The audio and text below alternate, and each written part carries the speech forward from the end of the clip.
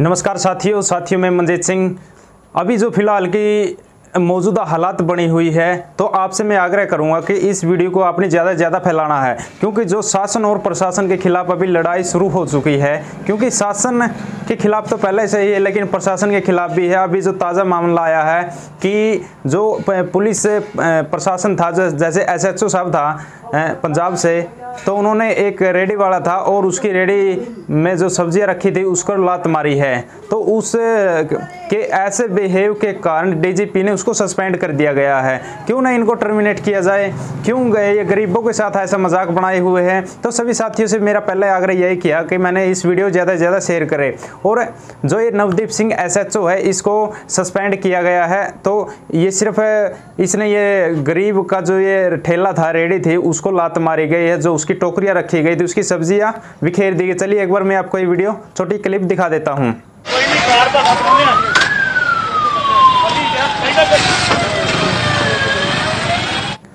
और उसके बाद देखिए DM शैलेंद्र यादव, एक शादी हो रही थी और शादी में दूल्हा को भी थप्पड़ मारा, पंडित को भी थप्पड़ मारा, जो पंडित जी है उसको भी थप्पड़ मारा, और जितने भी मेहमान आए थे सभी के साथ बदसलूकी की गई है। क्या यही कानून व्यवस्था रह चुकी है इस देश में? तो ये शैलेंद्र यादव को भी सस्पेंड किया गया था। जो त्रिपुरा से शैलेंद्र यादव DM थे, उसको सस्पेंड किया गया है। तो सबसे बड़ा मुद्दा यही रह चुका है कि जो परमिशन लेटर उन्होंने लिया था कि हमारी शादी है और ये परमिशन लेटर है, तो परमिशन लेटर भी उन्होंने फाड़ कर फेंक दिया कि, और जो कानून व्यवस्था है उसका भी उन्होंने उल्लंघन किया है। तो साथियों, कानून व्यवस्था को भी ये दोहरी नागरिकता दे रहे हैं। तो साथियों, आप सभी से निवेदन है कि जो अभी मौजूदा हालात बने हुए उससे आग्रह कराना इस वीडियो का मेरा मकसद है। तो साथियों, जो करने योग्य बातें वो क्यों नहीं करें। जैसे अभी लॉकडाउन लगा है, सभी वाहन साधन बंद है, तो ये जो पैदल जा रहे लोग उनको क्यों नहीं घर तक पहुंचाते? क्या इनकी जिम्मेवारी नहीं बनती? क्या वो इस देश के नागरिक नहीं है? तो ये सोचने वाली बात है साथियों। और एक सबसे बड़ा मुद्दा है कि जो अपनी दिहाड़ी मजदूरी करके अपना पेट पाल रहे हैं, वो भूखे बैठे हैं। क्या उनको भोजन पहुंचाना इस देश के नागरिक है, वो उनके सभी के लिए जिम्मेदारी नहीं है? पुलिस प्रशासन ये ऐसी घटिया हरकत करता है, और जैसे ये लोग कुछ सड़कों पर भूखे बैठे हैं या फिर अपने घरों में भूखे बैठे हैं, उनके लिए भोजन पहुंचाना उनकी जिम्मेवारी नहीं है, सरकार की जिम्मेवारी नहीं है। तो ज़रा सोचने वाली बात है। ये सबसे बड़ा सवाल तो यही है जो आज मौजूदा हालात बने हुए हैं।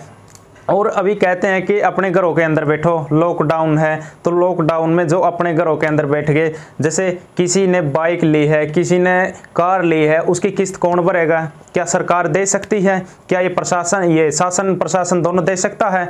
तो बड़े बड़े सवाल यही है। तो बड़ी बड़ी जो दिक्कत बनी हुई है, ये सभी आप लोगों तक फेस करना चाहता हूँ। अभी एक बात और सामने आई है कि जो रेडी लगाता है, जो अपनी कोई छोटी मोटी शॉप है, तो अगर वो उससे दिन भर जो कमाता है उसी से उसका परिवार चलता है, उसी से उसका पेट पलता है, उसी से उसका परिवार, छोटे छोटे बच्चे हैं, उसकी पत्नी है, माता पिता हैं, उसी की वजह से उसका पेट, वही उसका पेट पाल रहा है। तो साथियों, जो ये अभी घटना बनी हुई है, तो इसे आग्रह कराने के लिए, इसी से अवगत कराने के लिए, जैसे DM शैलेंद्र यादव है, उन्होंने भी उल्लंघन किया है। जो अपनी हरकत है, तो उस हरकतों से कुछ ऐसे अधिकारी हैं जो बाज नहीं आ रहे, अपनी जो पावर है उस पावर का गलत इस्तेमाल किए हुए हैं। तो मैं सभी से भी निवेदन करता हूं, जो शासन प्रशासन के लोग हैं, कि ऐसा ना करें, क्योंकि ये गरीब आदमियों की जो रोज़गार है उसी से अपना पेट पाल रहे हैं। अभी बात करते हैं, जैसे लॉकडाउन है तो घर के अंदर बैठने के लिए बोल रहे हैं, तो स्कूल मास्टर है वो फीस मांगते हैं, कहाँ से फीस देंगे? अगर कुछ कमाएगा नहीं तो फीस कहाँ से देगा? तो सबसे बड़ा यही सवाल है। एक चलो ये छोड़ दिया, स्कूल जब खुलेंगे वो फीस तब दी जाएगी, लेकिन पहले अभी एक 15-20 दिन स्कूल खुले, वो फीस पहले ही वसूल ली गई है, जो प्राइवेट स्कूल वगैरह है।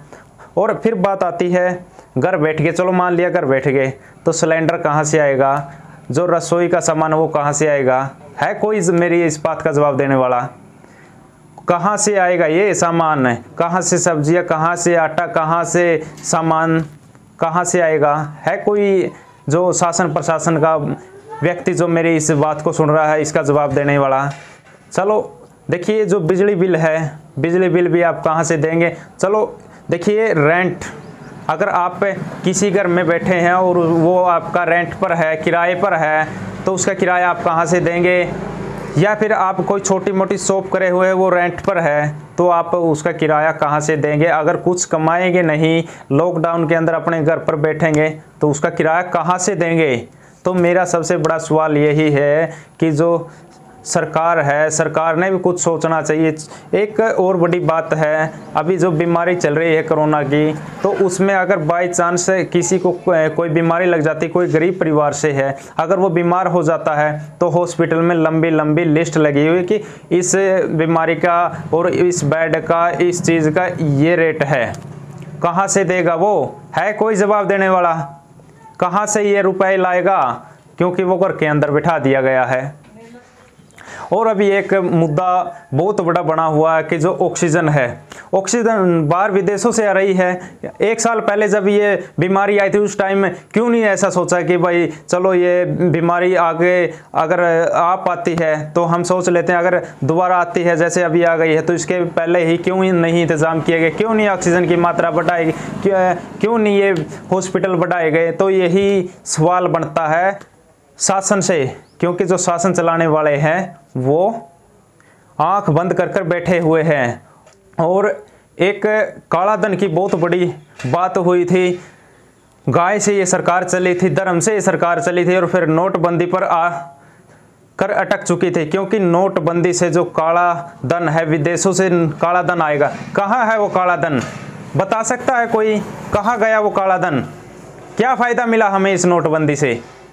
देखिए, एक और बड़ी बात आपको मैं बता देता हूँ, अगर हमारे देश में कुछ ऐसे हालात हुए कि हमें अनाज भी बाहर विदेशों से मंगवाना पड़े, तो आधा देश तो हमारा भूखमरी से मर जाएगा।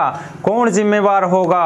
अगर आपको ये बात भी अगर झूठी लगती है, तो पहले ऑक्सीजन का उदाहरण ले सकते हैं। क्यों न शासन चलाने वाले इस देश पर अपनी आंखें खोलकर विचार करें कि क्या चल रहा है, क्या इसमें इस देश में मौजूदा हालात है, क्यों नहीं इस पर ध्यान दिया जा रहा? क्यों नहीं स्वास्थ्य और शिक्षा पर ज़्यादा फोकस किया जा रहा है?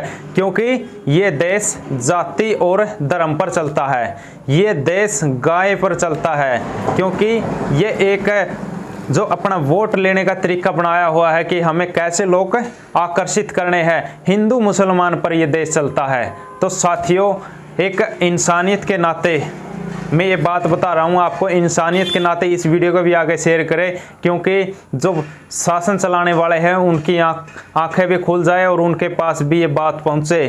तो साथियों, अगर मेरी कोई बात आपको गलत लगे तो क्षमा चाहता हूँ। धन्यवाद। जय हिंद, वंदे मातरम।